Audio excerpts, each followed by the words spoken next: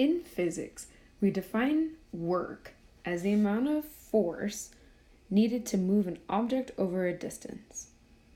So think a person pushing a box with a force over a distance that we can call d. But in chemistry, we're usually not worried about box pushing. Usually we're more concerned about subatomic particles, like electrons, moving over a distance or changing from one atom to another.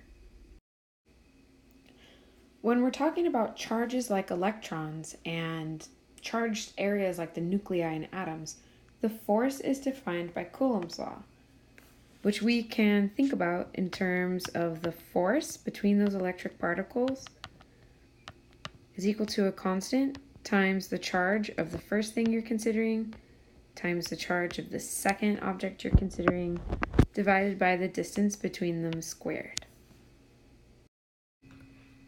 Now, to figure out how these ideas apply to electrochemistry, consider the potential energy changes that would happen while electrons are being transferred from a metal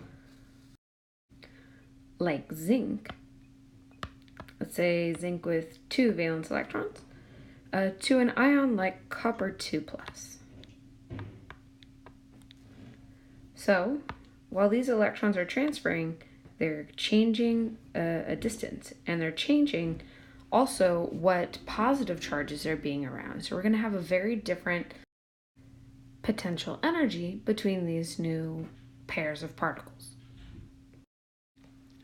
Each type of atom or ion will have a different ability to attract electrons to itself based on its charge, effective nuclear charge, radius, electron configuration, and a whole bunch of other factors. People have tabulated this energy difference in tables called standard reduction potentials. Let's consider the standard reduction potentials for the 2 different electrodes in our galvanic cell example. We can see that these processes are both written as reductions, even though we know that one of them is going to be the oxidation. We can also see that the energy change is actually reported in volts. It's pretty important to remember that volts are actually a ratio. They're equal to the amount of joules or energy transferred per coulomb of charge.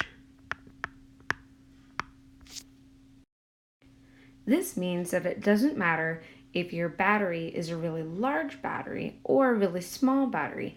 It depends on the types of chemicals present as to how much energy is transferred per charge. Now let's talk about how we can figure out how many volts are transferred in a particular combination of electrodes. For example, we have our copper electrodes and our zinc electrodes with their proper solutions in the beakers with those metals. Okay, so we can see that we have a positive 0.34 volts produced from copper being reduced, but a negative 0.76 volts if zinc was reduced. According to thermodynamics that works with electrochemistry, positive voltages for reduction potentials are thermodynamically favorable, and negative ones are not favorable or are not likely to be spontaneous. You can think of the difference in these potential energies on a number line.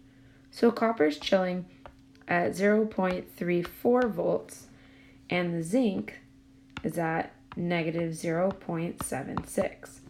That means the difference between those two potentials is actually 1.10 volts.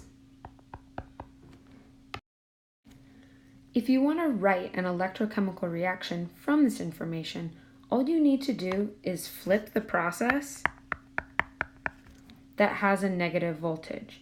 So I'll think to myself, okay, that means my copper system is going to stay the same. Since it's spontaneous, we wouldn't want to flip that process anyway.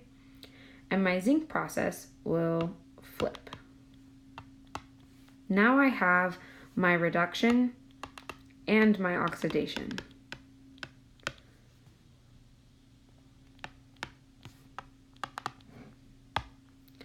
Here I also have the correct number of electrons for my system, so everything's good to go.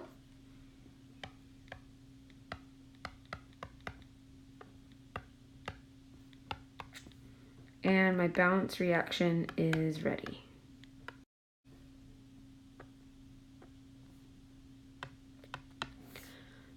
You can then, at that point, use a really easy formula to find the voltage or the electromotive force, EMF, which is a synonym for the voltage in your cell, by doing the cathode